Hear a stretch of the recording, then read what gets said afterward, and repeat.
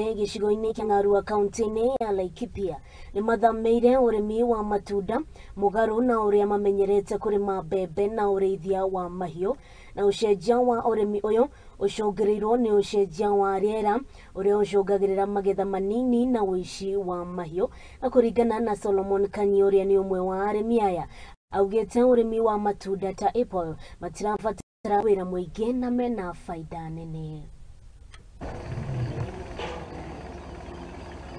Majina naitwa Solomon Kanyi Maina, watu wananijua kama Maina wa Apple, mkaaji wa hapa Laikipia County, eneo la Nyahururu. Sisi tumepanda aina tofauti za apple. Tuna Anna apple, tuna Golden Dorsett apple na tuna Green apple, zote ambazo mtaziona kwa hii shamba. Tulianza ukulima huu mwaka wa 2015 na kwa sasa tumepata mavuno mazuri, na tunaweza sema faida ya kupanda matunda dhidi ya ile mimea mingine. Tulianza kupanda miche hii ya apples, tulianza na miche michache, tukakuja tukiongeza shamba. Kwa saizi tuna ekari 2. Matunda haya tuna soko ya loko ya hapa tu karibuni, hapa na nyumbani.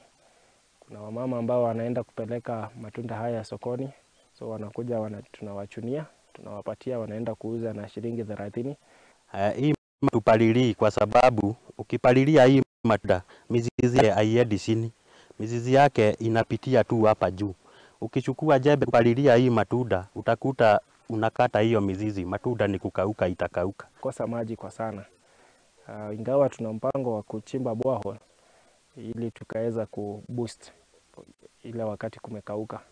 Kuna ndege ambao wanapenda sana haya matunda, lakini kwa ninasema hawawezi kula mengi, kwa sababu ukiangalia mti kama huu bado uko na matunda mengi zaidi, ingawa ndege amekula mmoja. Tuna hass avocado na apple, ingawa apple ndio favorite kwa saizi kwa sababu wakulima sio wakulima wengi wamepanda, na pia ina returns mingi. Ukulima wa apple unahitaji vitu viwili peke yake, unahitaji maji na manure. Na tubakiendithĩria